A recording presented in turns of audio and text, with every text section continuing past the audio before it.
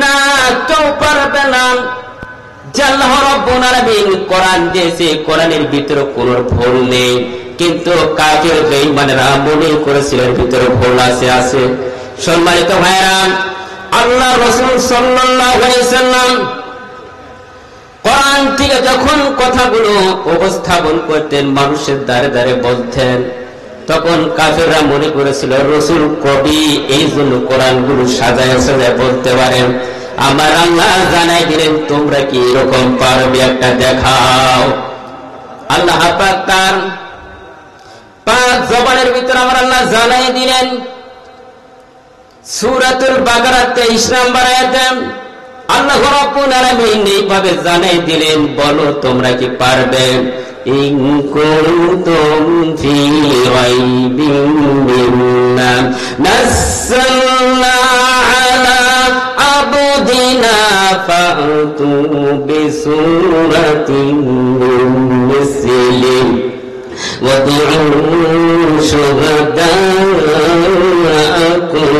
মিন দুনিল্লাহি in কুনতুম সাদিকিন। সম্মানিত ভাইরা, আল্লাহ রাব্বুল আলামিন এখানে জানাই দিলেন, আমি আল্লাহ আমার রাসূলের উপর কোরআন নাযিল করেছি, এর ভিতরে যদি সন্দেহের কোনো অবকাশ তোমাদের থাকে তাহলে এরকম একটা সূরা তৈরি করে দেখাও, আর তোমাদের সাহায্যকারী যাদের যাদের লাগবে তোমরা নিয়ে নাও। ইন কুনতুম সাদিকিন, যদি তোমরা সত্যবাদী হও, বলেন ঠিক কিনা? যারা কোরআনের পথে থাকবে, সত্যবাদী, ওদের ভিতরে কোনো সন্দেহ থাকবে না। আল্লাহ রাব্বুল আলামিনের দেওয়া বিধান, ওই দেওয়া বিধানটাকে তারা বিশ্বাস করে নিয়েছে। আওয়াজ দিয়ে বলেন ঠিক কিনা? সম্মানিত ভাইয়েরা, খুব খেয়াল করে শুনবেন, কোরআনটা যখন নাযিল হয়, আল্লাহ রাসূল এইভাবে কোরআনুল কারীমের কথাগুলো মানুষের দ্বারে দ্বারে যখন পৌঁছে দেন, সম্মানিত ভাইয়েরা, পৃথিবীর বুকে অনেক কিতাব রয়েছে, তাওরাত রয়েছে, জাবুর রয়েছে, ইনজিল রয়েছে, হিন্দুদের জন্য যেগুলো খ্রিস্টান বৌদ্ধদের কিতাব রয়েছে, গীতা রয়েছে, বেদ রয়েছে, জিন্দা বিস্তার রয়েছে, ওই কিতাবের সঙ্গে কি কোরআনের কোনো মিল আছে? নেই। পৃথিবীর ভিতরে যত মানুষ আল্লাহ পাক সৃষ্টি করেছেন, সকল মানুষের যে কিতাব একমাত্র আল কোরআন। আওয়াজ দিয়ে বলেন ঠিক কিনা? সম্মানিত ভাইরা, কোরআন, এই কোরআনুল কারীমের কথাগুলো কেউ যদি বানাতে পারবে না। সম্মানিত ভাইরা, আল্লাহ রাসূল সাল্লাল্লাহু আলাইহি সাল্লাম যখন কোরআনগুলো পড়লেন, কিন্তু এর ভিতর হলো কত একটা, যখন রাসূল কোরআনুল কারীম তেলাওয়াত করে তখন 500 বছর, 1500, 2000 বছর পর্যন্ত জিনেরা কোরআনুল কারীমের তেলাওয়াত শুনতে পারে নাই। তারা শুনেছে তাওরাত, জাবুর, ইনজিল, এগুলো কিতাবগুলো শুনেছে। আর জিন জাতিরা তখন বলে, ইন্না সামি'না কুরআনা আজাবা, এর ওই ধরনের কিতাব কোনদিন শুনে নাই। যারা এই কোরআনুল কারীমের কথাগুলো শুনবে তারাই হেদায়েতের রাস্তা পাবে, বলেন সুবহানাল্লাহ। সম্মানিত ভাইরা, খুব গুরুত্বপূর্ণ কথাগুলো শুনবেন। এখানে কোরআন এসেছে আল্লাহ তাআলার পক্ষ থেকে। আপনার কি বিরক্ত হচ্ছে? এই যে তাকাচ্ছে, মানে কথাগুলো কি খারাপ বলতেছি আমি? তাহলে একটু শোনেন মনোযোগ দিয়ে। সম্মানিত ভাইরা, আল্লাহ পাকের পক্ষ থেকে কোরআনুল কারীম এখানে এসেছে একমাত্র বান্দা বান্দির উদ্দেশ্যে, সকল জাতির উদ্দেশ্যে আমার কোরআন, আল্লাহ তাআলা কোরআন পাঠিয়ে দিয়েছে। সম্মানিত ভাইরা, এই স্টেজের ভিতরে, মঞ্চের ভিতরে যে সমস্ত বক্তাগুলো কোরআন এবং হাদিসের কথা বলবে, সত্য কথা বলবে না মিথ্যা কথা বলবে, সকল আলিম ওলামারা সত্যই কথাগুলো বলবে। কথা বলেন ঠিক কিনা? এখানে বলেছেন মান ক্বালা বিহি সাদাকা, যারা কথাগুলো বলবে, সত্য কথাগুলো বলবে, লা ইলাহা ইল্লাল্লাহু মুহাম্মাদুর রাসূলুল্লাহ, আল্লাহ ছাড়া কোনো মাবুদ নাই, উপাস্য নাই, মুহাম্মদুর রাসূলুল্লাহ সাল্লাল্লাহু আলাইহি সাল্লাম আল্লাহ তাআলার প্রেরিত রাসূল। বলেন ঠিক কিনা? সম্মানিত ভাইরা, আল্লাহ পাকের কথা কি সত্য না মিথ্যা? ওয়া মান আসতাকু মিনাল্লাহি কিলা, আল্লাহ পাকের কথার চেয়ে তার কি সত্যবাদী আর কেউ আছে? সম্মানিত ভাইরা, অপর আয়াতের ভিতরে এইভাবে বললেন, আল্লাহ পাক তার ঘোষণা দিলেন, মান কলা আমালিহি উজিরাম, যারা কোরআন অনুযায়ী আমল করবে। সম্মানিত ভাইরা, এইটাই বলে আমল করে শেষ। যারা কোরআন অনুবাদে আমল করবেন, আল্লাহ রাব্বুল আলামিন তাদের উদ্দেশ্যে বলেন, ইহকাল এবং পরকালে আমি আল্লাহ তাদেরকে পুরস্কার দিয়ে দিব। বলেন সুবহানাল্লাহ। পুরস্কারটা কে দিবেন? আজকে থেকে বয়ান থেকে শুনে 1 নম্বর পয়েন্ট কি পুরস্কার। যদি আমি ভুলে যাই বলে দিবেন, সমস্যা নেই। কারা কারা আমার ওয়াজগুলো মনোযোগ দিয়ে শুনতেছেন, আমি তো অবশ্যই টের পাবো কিনা। সম্মানিত ভাইরা, 1 নম্বর পয়েন্ট হলো পুরস্কার তো আল্লাহর কাছ থেকে নেওয়া লাগবে কিনা। 2 নম্বর হলো, এখানে বললেন পুরস্কারটা কি?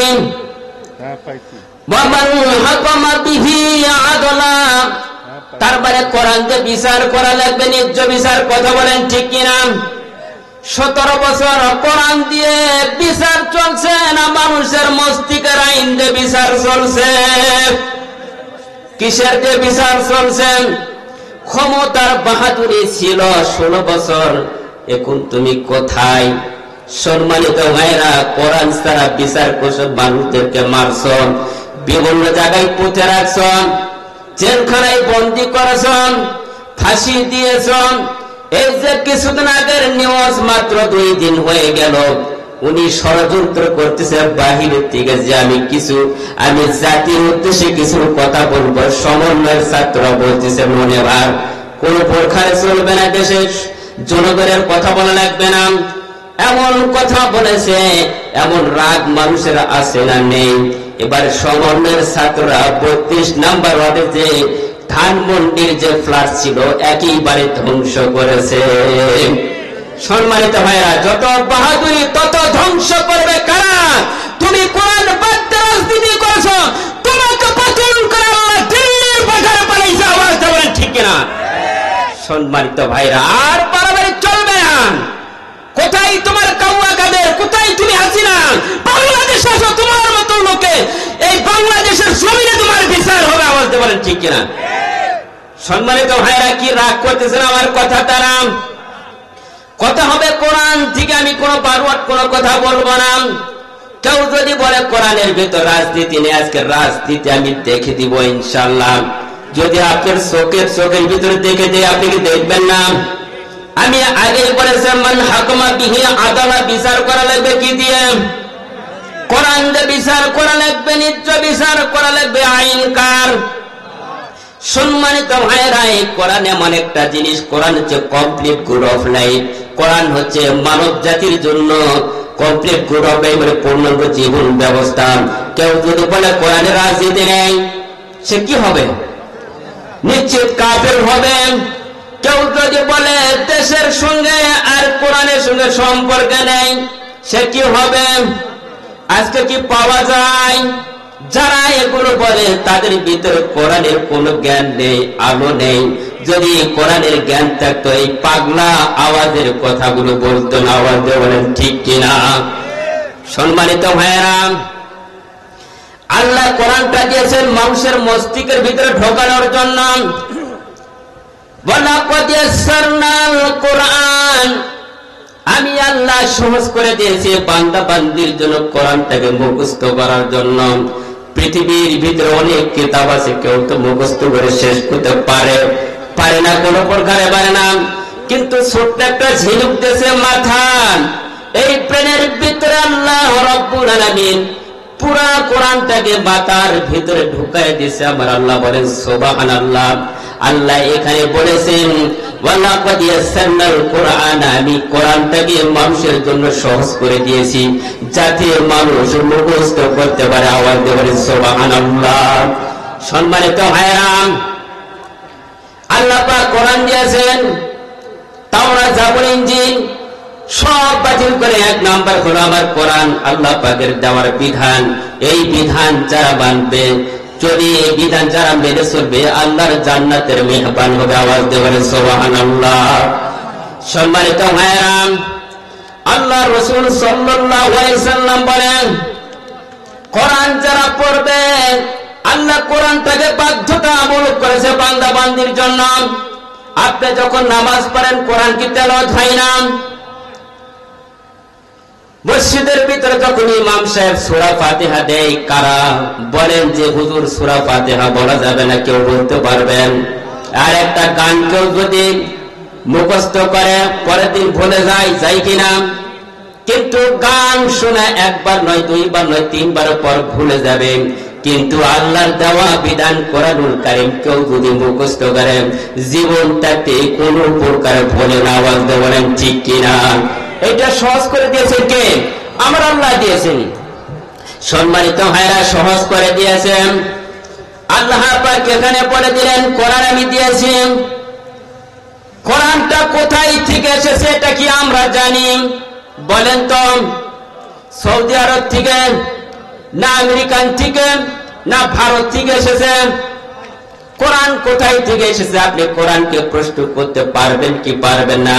কোরআনটা এসেছে একমাত্র আল্লাহ পাকের পার্লামেন্টে লাহুল মাহফুজ থেকে এসেছে। বলেন সুবহানাল্লাহ। বাল হুয়া কুরআনুন মাজিদুন ফি লাওহিন মাহফুজ। কোরআনকে আপনি প্রশ্ন করেন, কোরআন তুমি কোথায় ছিলে? কোরআন জবাব দিবে যে আমি ছিলাম লাউহে মাহফুজে। তাহলে কিসের উদ্দেশ্যে এসেছে একটা বার বলো, কার উপর নাযিল হয়েছে? কোরআন জবাব দেয় আমি এসেছি একমাত্র মুহাম্মাদের উপর নাযিল হয়েছি। বলেন সুবহানাল্লাহ। ওয়া আমিনু বিমা মুনাজ্জিলান কুল্লা আলা মুহাম্মদ। আল্লাহ পাক এখানে সুবহানাল্লাহ। সম্মানিত ভাইরা, কোরআনকে আপনি এইটা প্রশ্ন করতে পারবেন, কোরআন মুহাম্মাদের উপর নাযিল হয়েছে, ভালো কথা।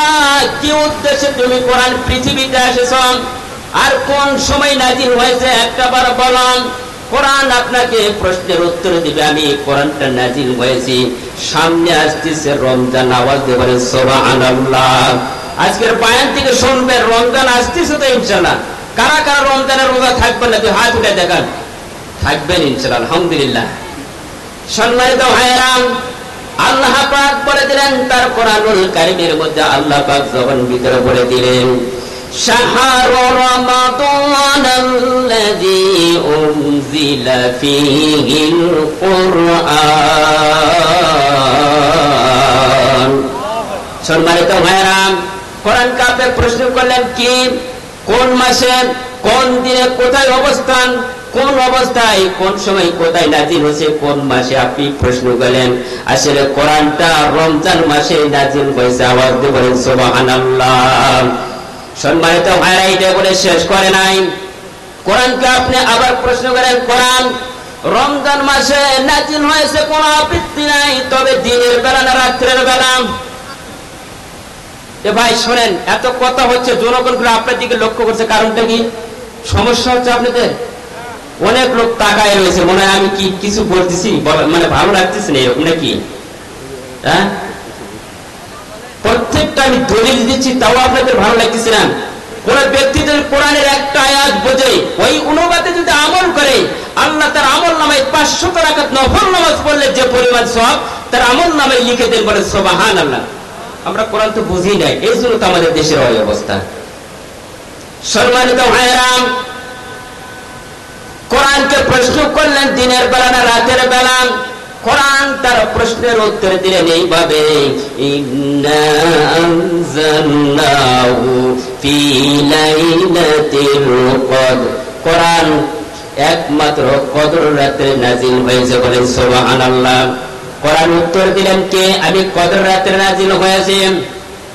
কদর রাতে নাযিল হয়েছে, ভালো কথা। এটা তো একটা উদ্দেশ্য থাকা লাগবে কিনা? আজকে আমি এখানে কথা বলতেছি, কোন উদ্দেশ্য থাকা লাগবে তো? উদ্দেশ্য ছাড়া তো আপনারা কেউ আসেন নাই, উদ্দেশ্য হাসিল করার জন্য এসেছেন। এবার কোরআন তার পাক জবান থেকে আল্লাহ পাক কিভাবে উত্তর নিচ্ছে, বলেন সুবহানাল্লাহ। লিতুখরিজান নাস মিনাজ যুলুমাতি ইলান নূর। সম্মানিত ভাইয়েরা, আল্লাহ পাক বলে দিলেন লিতুখরিজান নাস বিনাজ-জুলুমাতি ইলান নূর। কোরআন প্রশ্নের উত্তর দিচ্ছে, আমি মানুষের অন্ধকারাচ্ছন্নর পথ থেকে, আমি আল্লাহ এইভাবে ঘোষণা দিলাম, অন্ধকারাচ্ছন্নর পথ থেকে আলোর পথ দেখানোর জন্য আমি কোরআন দিয়েছি। বলেন সুবহানাল্লাহ। তার অন্ধকারাচ্ছন্নর পথটাকে, আমরা অন্ধের ভিতরে আছি না আলোর পথে আছি? যারা অন্ধের ভিতরে আছেন, অন্ধের ভিতরে যারা থাকবেন আর আলোর পথে কারা কারা আসবেন সে সম্পর্কে বয়ান হবে। সম্মানিত ভাইয়েরা, আলোর পথ দেখানোর জন্য কোরআনটা এসেছে মানব জাতির জন্য। বলেন সুবহানাল্লাহ। সম্মানিত ভাইয়েরা, আলোর পথটা কি? আলোর তো একটা পথ আছে, ফায়দা আছে, ঠিক কি না? ফায়দা আছে না? কোন ফায়দা যদি না থাকে, লাভ যদি না থাকে, কোন যদি উপকারী না থাকে, সেটা মানার দরকার আছে? নেই। এবার কোরআন উত্তর দিয়েছে,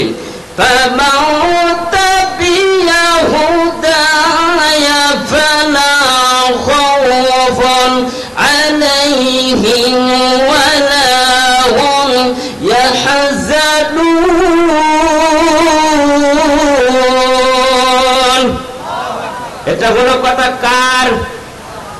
আল্লাহ রাব্বুল আলামিন সূরা বাকারার 38 নাম্বার শেষের অংশ আল্লাহ পাক বলে দিয়েছেন, ফামান তাবিয়া হুদায়া ফালা খাউফুন আলাইহিম ওয়ালা হুম ইয়াহজানুন। তোমাদের কোনো ভয়, সমাজ থেকে শুরু করে নিয়ে অর্থনীতি, সমাজনীতি এবং রাষ্ট্র এবং পৌরসভা এবং যেইটাই বলেন, এই কোরআনের ভিতর রাজনীতি আছে না নেই? প্রত্যেকটা কাজের বিষয়ে কোরআনের ভিতরে রাজনীতি দিয়েছেন। সম্মানিত ভাইয়েরা, এই জন্য বলেছেন রাজনীতি কোরআনের ভিতর নেই। যারা বলবে কোরআনের ভিতর রাজনীতি দিয়েছেন, মানুষের একমাত্র ভয় থাকবে একটা কোনটা? যারা সুরের ভয় করেন, সন্ত্রাসের ভয় করেন, জিনার ভয় করেন, আহাজারির ভয় করেন, লুটপাটের ভয় করেন, যেরকম ছিল বাংলাদেশে 17 বছর, এগুলোর ভয় জনগণের ভিতরে ছিল কি ছিল না? সম্মানিত ভাইয়েরা, এইটাই ভয় দেখাইছে, কিন্তু এই ভয়ের গ্যারান্টি নিয়েছেন কোরআন। বলেন সুবহানাল্লাহ। যারা কোরআন মানবে, কোরআন অনুযায়ী আমল করবে, তাদেরকে গ্যারান্টি দিবে কোরআন। বলেন সুবহানাল্লাহ। সম্মানিত ভাইয়েরা, তাহলে কোরআন কি জিনিস? কোন উদ্দেশ্যে আল্লাহ পাক এই কোরআনটা দিয়েছেন আমাদের মাঝে? কোন ব্যক্তি যদি বলেন কোরআনের ভিতর রাজনীতি নাই, এরকম কেউ বলছেন কি? বলেন নাই। সম্মানিত ভাইয়েরা, এরকম বলেছেন কোরআনের ভিতরে রাজনীতি নেই, আবার কোরআনের সঙ্গে সম্পর্ক নেই। রাজনীতি হলো একটা, কোরআন হলো আরেকটা। বলেন নাউযুবিল্লাহ। এই ধরনের লোক যদি বাংলাদেশে এখনই বলেন, পরবর্তীতে কি হবে আপনারাই ভালো বাজেন, ঠিক কিনা? আপনারাই ভালো বুঝবেন যে আসলে যারা বলেছে এখনই কোরআনের ভিতর রাজনীতি নেই, কোরআনের সঙ্গে রাজনীতির কোনো সম্পর্ক নেই, রাজনীতি হচ্ছে আলাদা, কোরআন হচ্ছে আলাদা। তাহলে আপনারা বুঝে নেন যে মদের বোতল চলবে কিনা, আপনার মেয়েকে ধ্বংসন করবে কিনা, আজকে থেকেই বুঝে নেন। আওয়াজ দিয়ে বলেন ঠিক কিনা? সম্মানিত ভাইরা, আমরা চাই পার্লামেন্টে এমন একজন ব্যক্তি বসবেন, ওই ব্যক্তির ভিতর যেন কোরআনের আলো থাকে, ওই ব্যক্তি যেন কোরআনকে দেশ পরিচালনা করতে পারেন, ওই ব্যক্তির কারণে যেন সকল মানুষ ঈমান নিয়ে যেন কবরে যেতে পারে। আওয়াজ দেবেন ঠিক কিনা? সম্মানিত ভাইরা, আমরা চাই তো পার্লামেন্টে একজন হক্কানি বসুক। আমরা চাই। কারা কারা চাই? তো হাত উঠে দেখেন তো আল্লাহকে। লিল্লাহে তাকবীর, লিল্লাহে তাকবীর। আমরা চাই। তাহলে কোরআনের পার্লামেন্ট চলুক, ঠিক কিনা? এই কোরআন দিয়ে যখন দেশ পরিচালনা করবে, ওই দেশের ভিতরে 2 নম্বরই কাজ চলবে, চোরের কারবারি চলবে, চিটারি বাটপারি চলবে, আপনার আমার মা সন্তানকে কি ধর্ষণ করবে, মদের বোতল চলবে, গাঞ্জা চলবে, ইয়াবা ট্যাবলেট কোড চলবে না। যারা ইয়াবা ট্যাবলেট কোড করবে ওদেরকে বাংলাদেশের ঠাঁই জীবন। আওয়াজ দেবেন ঠিক কিনা? সম্মানিত ভাইরা, সকলে সতর্ক হয়ে যান। আজকের বায়ান থেকে সকলকে সতর্ক হবেন। আমি প্রত্যেক মানুষদের উদ্দেশ্যে বলতেছি, কোরআন দিয়ে যতক্ষণ পর্যন্ত রাজনীতি না চলবে, ওই পার্লামেন্ট ওই সমস্ত জালিমদেরকে আমরা বসাবো না। আওয়াজ দিয়ে বলেন ঠিক কিনা? সম্মানিত ভাইরা, তাহলে আমার আয়াতগুলো আপনারা তো বুঝতে পেরেছেন। যারা কোরআন বুঝবে, যারা এই আয়াতকে উদ্দেশ্য করে যারা চলাফেরা করবে আল্লাহ রাব্বুল আলামিন তাদেরকে জান্নাতের মেহমান বানাবে। আওয়াজ দিয়ে বলেন সুবহানাল্লাহ। সম্মানিত ভাইরা, আপনাকে ব্রেন দিয়েছে, বুদ্ধি দিয়েছে, দেয় কি নাই? আল্লাহ তো সবই দিয়েছে, আপনাকে দিয়েছে কি দেন নাই? সম্মানিত ভাইরা, এই ব্রেন বুদ্ধি যিনি দিয়েছেন তিনি কে?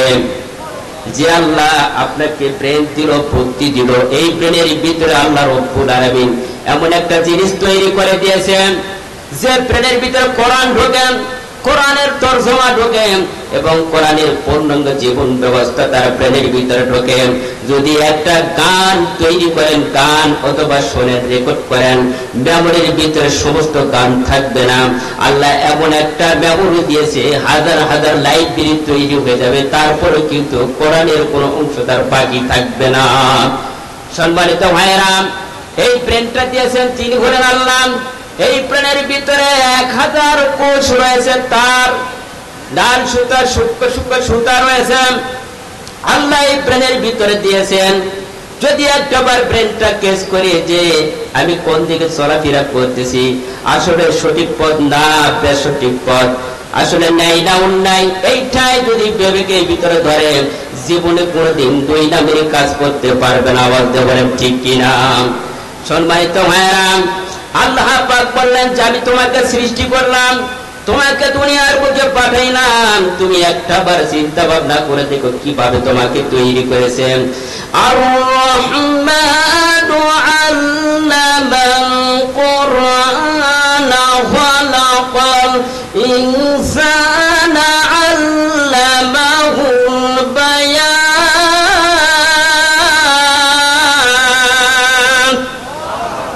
এত সুন্দর করে আল্লাহ পাক বললেন আর-রহমানু আল্লামাল কুরআনা খালাকাল ইনসানা আল্লামাহুল বায়ান। কোরআন দিয়েছেন, আপনাকে সৃষ্টি করেছেন। যে রব্বুল আলামিন আপনাকে সৃষ্টি করলাম, ওই রব্বুল আলামিনের কথাগুলো স্মরণ করা লাগবে, ওই আল্লাহকে মানা লাগবে। আওয়াজ দিয়ে বলেন ঠিক কিনা? সম্মানিত ভাইরা, আল্লাহ পাক বলেছেন ফালিয়ানজুরুল ইনসানু মিম্মা খলিক। যদি কোনো ব্যক্তি, যদি কোনো মানুষ যদি চিন্তা ভাবনা করেন আমাকে কোন আল্লাহ তৈরি করেছে, এত সুন্দর করে তৈরি করলো, কেউ যদি এই গবেষণা করে শরীর নিয়ে একটাবার চিন্তা ভাবনা করে আল্লাহ আমাকে এত বড় করে বানালো, এত সুন্দর আকৃতি দিলাম, এত সুন্দর চেহারা দিয়েছেন, লাবণ্য চেহারা দিলাম, নাক দিয়েছে, কান দিয়েছে, চক্ষু দিয়েছে, জিহ্বা দিল, সেই আল্লাহকে অবশ্যই আল্লাহর কথা স্মরণ করে যদি আপনি গবেষণা করেন, আল্লাহ পাক তার এমন একটা কুদরতের রহমত দ্বারা তার পার্লামেন্টের থেকে সিদ্ধান্ত নেই।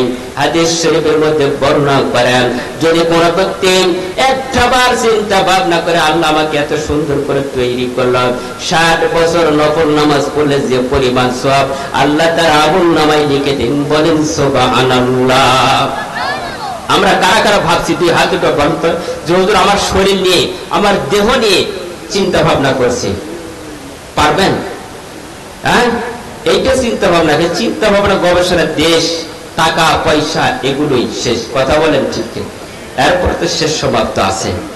সম্মানিত ভাইরা, আল্লাহ আমাদেরকে দুইটা চক্ষু দিয়েছেন, জিহ্বা দিয়েছে, এর কি আয়াত আল্লাহ দেয় নাই? দিয়েছেন। সম্মানিত ভাইরা, জিহ্বা দিলেন যিনি আল্লাহ, চক্ষু দিয়েছে তিনি আল্লাহ। তাহলে এই জিহ্বার যদি প্রশংসা করি আল্লাহর কাছে নিয়ামতের, আল্লাহ খুশি হবেন না বেজার হবেন? সম্মানিত ভাইরা, আলাম নাজআলনাহু আইনাইনি ওয়া লিসানাহু ওয়া শাফাতাইন। সম্মানিত ভাইরা, আল্লাহ পাক বলেন আমি কি তোমাদেরকে দুইটা চক্ষু দেই নাই, জিহ্বা দেই নাই? দুইটা চক্ষুর কারণে আপনি দুনিয়া দেখতে পান, নিজের পিতা মাতাকে দেখতে পান, নিজের বিবি বাচ্চাদেরকে দেখতে পান, জমিন দেখতে পান, আকাশ দেখতে পান, সব নদী নালা খাল বিল সব কিছু দেখতে পাচ্ছেন দুইটা চক্ষুর জন্য। আপনি যদি চক্ষুর জন্য প্রশংসা করেন, আল্লাহ আপনার নিয়ামত বাড়াই দেবে। বলেন সুবহানাল্লাহ।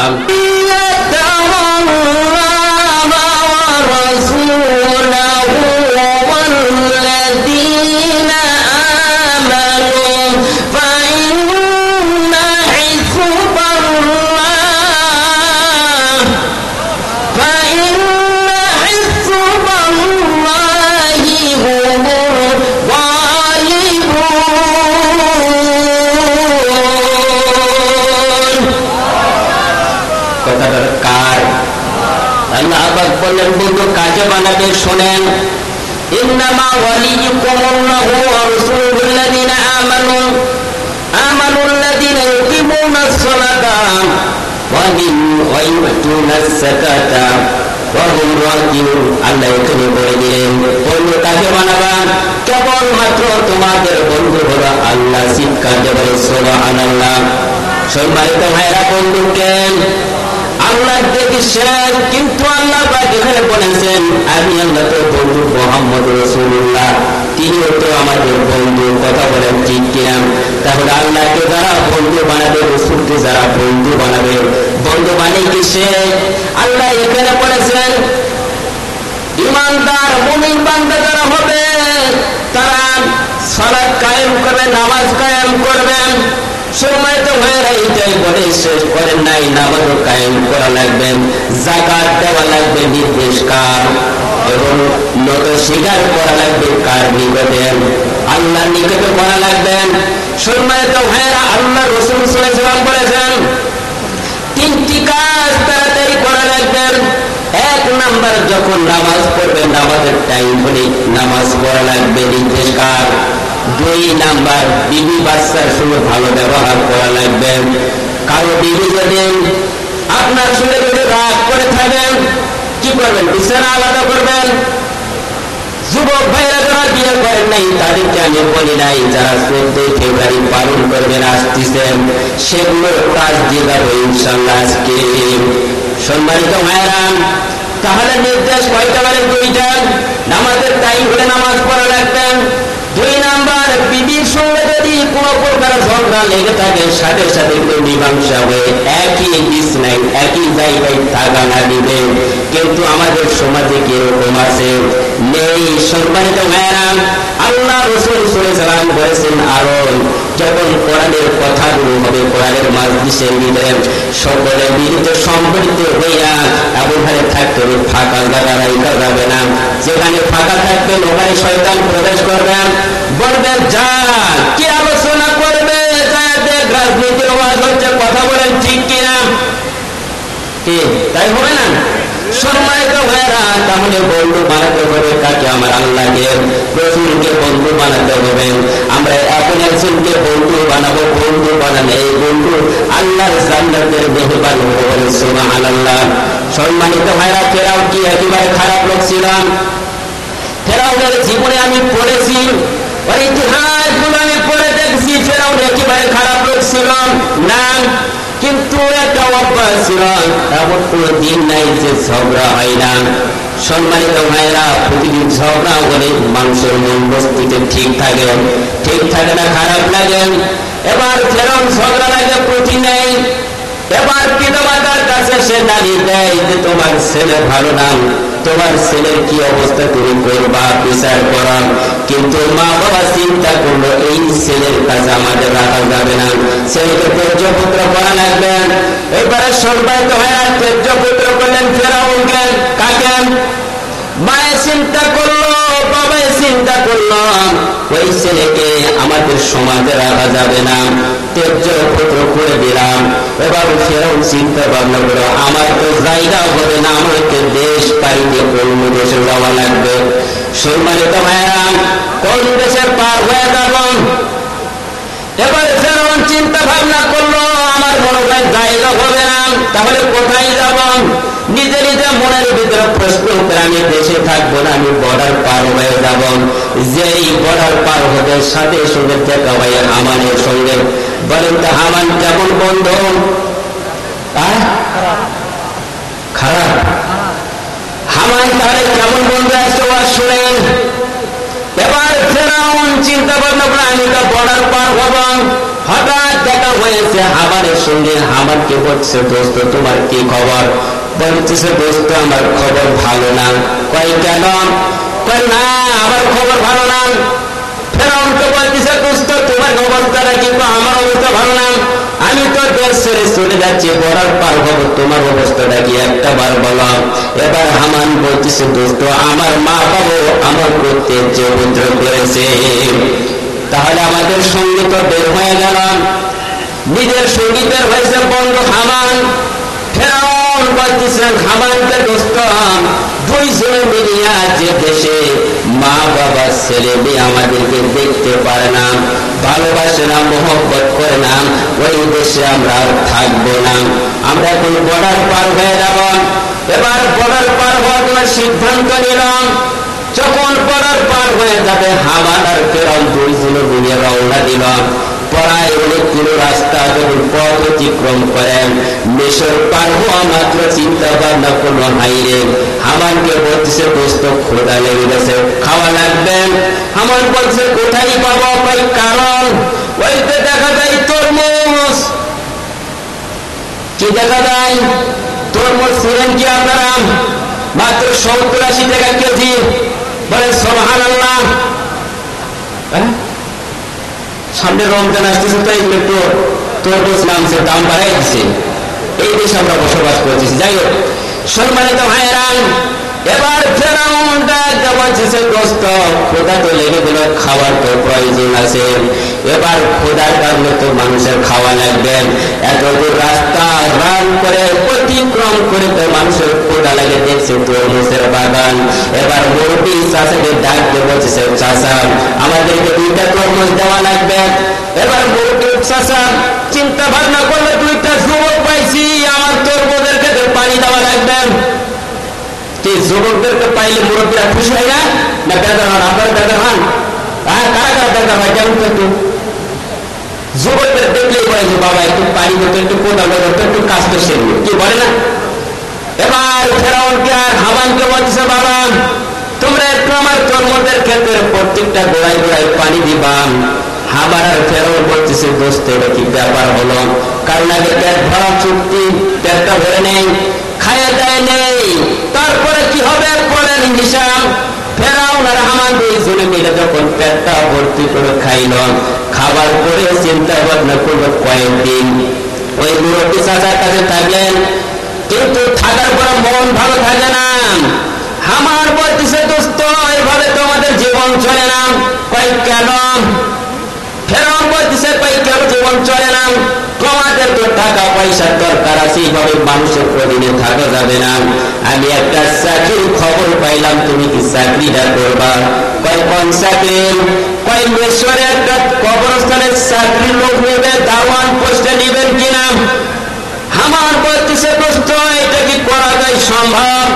আমরা হলাম এক পরিবারের লোক, আমি কি কবরের দাওয়ান পোস্টে চাকরি নেবে এটা আমি মেনে নিতে পারি না। হামান বলতেছে দোস্ত যাই হোক মাসে তো 10,000 টাকা স্কেল থাকবে, এই 10,000 টাকা হলে তো আমাদের জীবন চলবে। হামানের কথা অনুযায়ী ফেরাউন বলতেছে ঠিক, মাসে তো 10,000 টাকা পাওয়া যাবে, টাকার দরকার আছে না নাই? আমাদের কি টাকার দরকার আছে? 10,000 টাকা। এবার হামানের বুদ্ধি অনুযায়ী ফেরাউন চাকরি নিয়েছে 10,000 টাকার। চাকরি হয়ে গেল। চাকরি হয়ে যাওয়ার পরে ওই মিশরের ভিতরে আল্লাহ পাকের রহমতে এমন একটা প্লেগ শুরু হয়ে গেল, মানুষগুলো মরতে লাগলো, আরম্ভ করলো। যখন মৃত্যুবরণ করে হামান